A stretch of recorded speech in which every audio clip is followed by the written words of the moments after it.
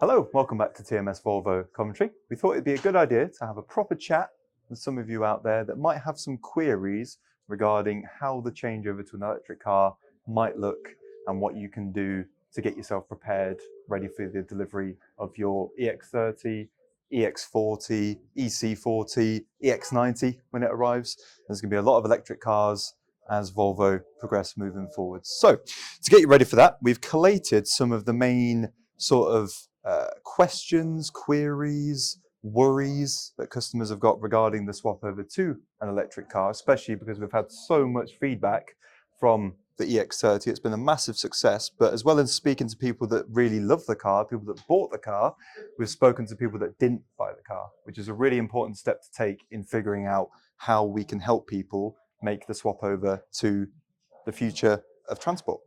So I've got a list of questions here. We've actually taken proper notes this time. It's going to be like a proper video where I actually give you information that's useful.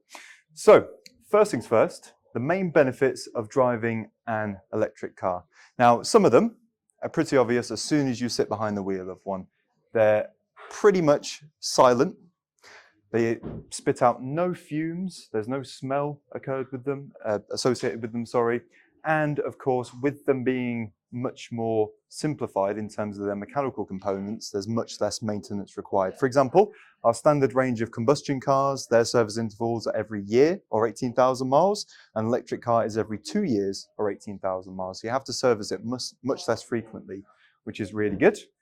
In terms of the actual driving experience itself, as well as being, really quiet, they're also really fun to drive just because an electric motor gives instant torque as soon as you put your foot down, which means that no matter what situation you're in, if you need to do that tricky overtake past a tractor, or you just want to open it up on a nice winding country road, the car can respond immediately to your accelerator input.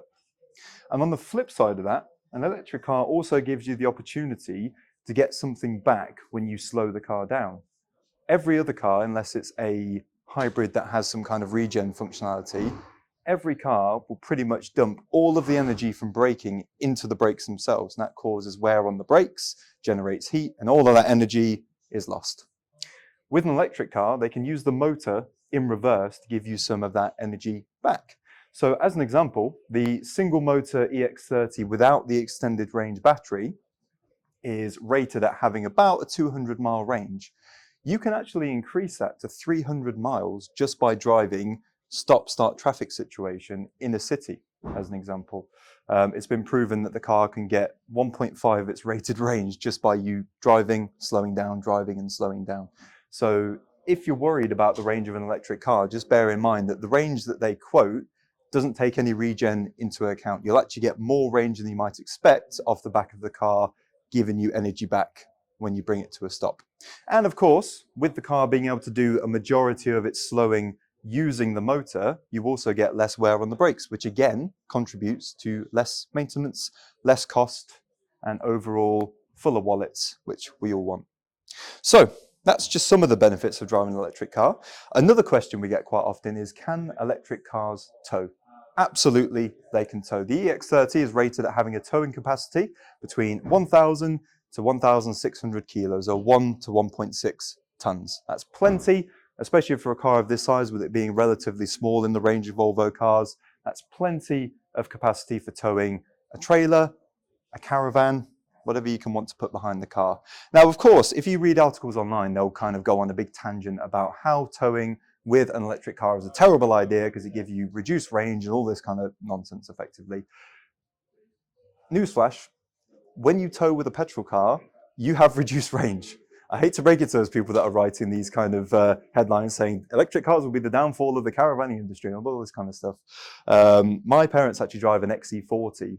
Fantastic car for combined driving, it gets good mileage, about 42 to the gallon. When they tow a caravan, that gets cut in half.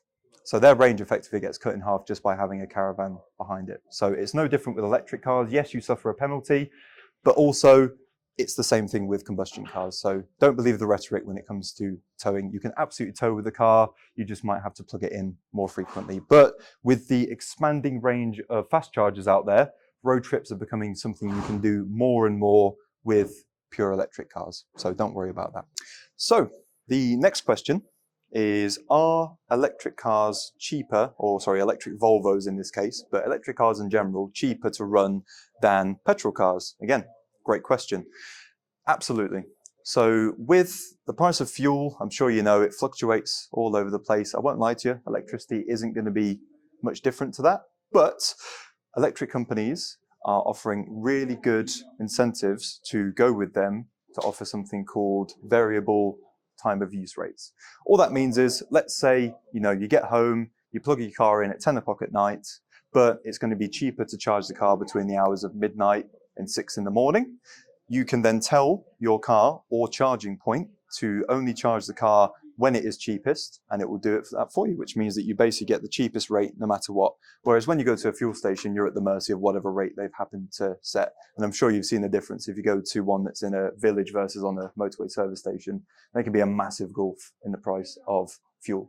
Whereas this much more reliably gives you the cheapest rate possible for charging the car. And that's why TMS have actually partnered with a company called Omi.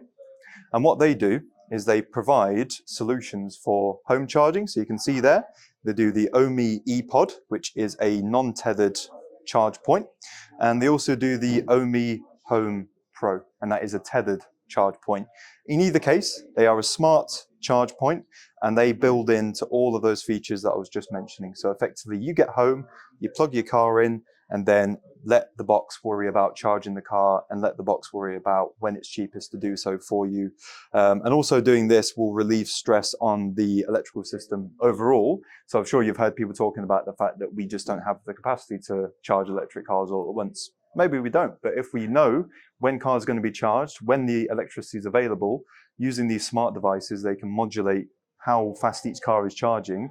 You'll still get the charge that you asked the car for when you plugged it in, but it means that the network is going to be much less stressed because it can differ between when people plug their cars in and whatnot. So that's the idea in terms of cheaper to run. Obviously, can vary a little bit, but as a general rule, they are cheaper to run than petrol cars. Now, range anxiety and how it can be managed, it's a very similar idea to a petrol car. The only real difference with a petrol car is, of course, you can fill it up a bit quicker than an electric car. So the way to kind of manage your range anxiety is, don't look at the range the car has overall. Look at your average mileage throughout the course of a week as an example, and see when you might want to charge the car throughout the week to make sure you've got enough range to make up each day. You only have to do that once if you've got a consistent schedule, and then you can be sure that the car is always going to meet your needs for you. Again, these guys do a lot of research into what happens in the background of people charging their cars, and they've found that, much contrary to what you might think, people are actually only charging their cars 2 or 3 times a week. And that's dealing with your kind of standard use throughout the day, but also commutes and things like that. So they've found that people aren't charging them every night to desperately get hold of every single mile the car can give them. They're only charging them when they need to. So when you've got into the rhythm of it, and when you've kind of worked out how, again, I'm not going to say there's a one size fits all solution for everyone. Everyone's usage is ever so slightly different. You might drive with a bit of a heavier foot than the next person. It doesn't really matter. You just have to kind of establish what the car can do, what you need the car to do, and then you can work your charging schedule around that. Now, are electric cars, we've already done that one. How does an electric car work? Ooh, that is an interesting question. I hadn't seen that one yet. That's really good. So, effectively, an electric car, on its most basic level, is an electric motor and a battery. The battery feeds power to that electric motor, which turns the wheels, and then you get motion forwards. It's actually a much simpler system than a combustion car, which is kind of one of those things where you wonder why combustion came across first, but then you realize that the battery technology just wasn't there to allow for electric cars. Motors have been around for decades. You know, you've got the Titanic, for example, had a electric turbine in its engine system. So it goes to show how far back they go. But at battery capacity is where it hasn't been quite there yet. Some cars, the EX30 does have a dual motor option, which means that both of the axles are driven. But in either case, no matter what electric car it is, at some point there is going to be a motor, and at some point there's going to be a battery. Some of them have different battery chemistries, some of them have different power levels of the motors. There's a lot of different nuances there can be, but at a very base level, motor, battery into motor, turns wheels, car goes forward. It's nice and simple. And like I said, it's a lot simpler than a combustion engine. So yeah, it's a really simple system. Like this one, but really nice. Can the battery be replaced? So in terms of the battery lifespan, this kind of gets rolled into the warranty side of things, in the sense that people get concerned that obviously over time the battery is going to degrade, which happens naturally. If you've ever had a smartphone before, I'm sure you know that over time it holds less charge. And of course the same applies to electric cars. With how Volvo are building their batteries, they're building them to be modular. What that basically means is that each battery is made of hundreds, sometimes even thousands of individual cells. And the way Volvo have built them is so those individual battery components can be replaced. Some of the manufacturers are making it so the battery is effectively a sealed unit. And once the battery starts to degrade, you've got no choice but to replace it or live with it. Volvo are making it so that the battery can be sort of recycled within its own lifetime to kind of keep it going. And also when an EX30 comes to the end of its life, they'll be able to use components of that battery that are still healthy to put into new batteries and keep this whole circular economy going, where cars that already are built go into making new cars, and that carries on from there. It's going to help us really get towards our climate neutral goals, help with the recyclability of our cars as well. A lot of the components of the EX30 itself are recycled, but the batteries themselves are going to be in a pretty endless cycle in terms of getting reused in more and more cars as they go forwards. And in terms of the actual warranty itself, it's 8 years or 100,000 miles. So during that period of time, you're covered against any excessive battery degradation. It will vary on your market and you know, what battery warranty Volvo are offering, but as a general rule, it's 8 years or 100,000 miles. We can get the exact literature for you if you wanted to have a read about that as well. Charging times can vary. So a majority of home chargers are around 7 kilowatts. You've got a battery in here of about 69 kilowatts, so you can estimate a charging time of about 10 hours. But of course, you have got faster chargers. So we've actually got a faster charger in our car park here at TMS Coventry. And faster chargers can go all the way up to 200 kilowatts. And that's when you're talking about charging a car from empty almost to, you know, 80, 90, 100% in a matter of less than half an hour. So you can get anywhere from sort of 10 hours plus to 27 minutes, varies quite a bit. With the charging infrastructure that's going to be built up, as I mentioned, these guys are making it much easier to get your home solution sorted. So with home charging, that's pretty much all you're going to need for your day-to-day commuting, your daily driving, that kind of thing. The fast chargers are going to be really there for your long-distance commutes, in the same way that you wouldn't specifically drive to a motorway fuel station to put petrol in your car. You'd go to your local one, and then you would stop off at a fuel station along a motorway if you were on a road trip. It's going to be a very similar story with these. It's just different that the fuel stations are going to be built into your house or your street if you've got terraced housing with no accessibility for that kind of thing. There's a lot of work being done to make sure that people can actually charge their cars, and they're going to be coming to you as opposed to you going to them going forwards. In terms of range, touched on that a little bit. So the base EX30 is rated at 200 miles of range. And that's real life as well. That's done by the WLTP. So that's not theoretical based on what an EX30 could do in a vacuum with no wind resistance and all that kind of stuff. The WLTP take EX30s on the road and they check what the car can actually do. You've then got the single motor extended range variant, which is rated at 295 miles. And then you've got the twin motor performance, which takes a slight hit to the range at 286 miles. So in either case, you've got 200 miles plus. And as I mentioned, if you're doing stop-start driving, 200 miles actually translates into closer to 300 miles, which is a much more usable range if you're driving in a city or doing a lot of stop-start traveling during your commute. Can electric cars tow? Already covered that. And then cost of charging, yeah, it just comes down to your individual electric supplier. But, you know, you can speak to OMI. We can pass your details on to OMI. You don't have to commit to even buying one of their chargers. They can just provide the advice that you need to make the most educated decision when it comes to who you should be going with for your electrical provider, what kind of charger you might want installed. And if you choose to go with them, they get everything arranged in terms of surveying the house, getting the installation done, and then setting you up on the correct tariff with your new provider. So that's really good. So that's the main list of questions that we had about electric cars.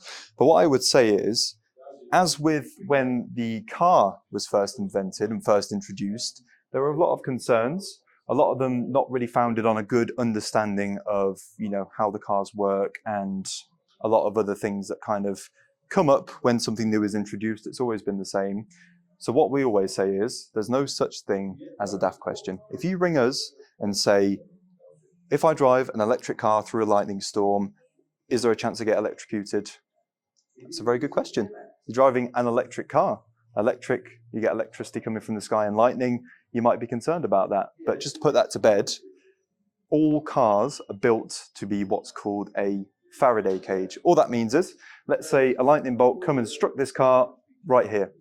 What the car would do is, it's got a metal skeleton built in the entire car itself that actually directs the electricity around the car into the tires, which then get put into the ground. So that's one of the questions that we have seen that's come up. So normally, if it's something that you think to yourself, oh God, what if this happens? It's actually got quite a simple answer, and it's already been thought about, is the thing.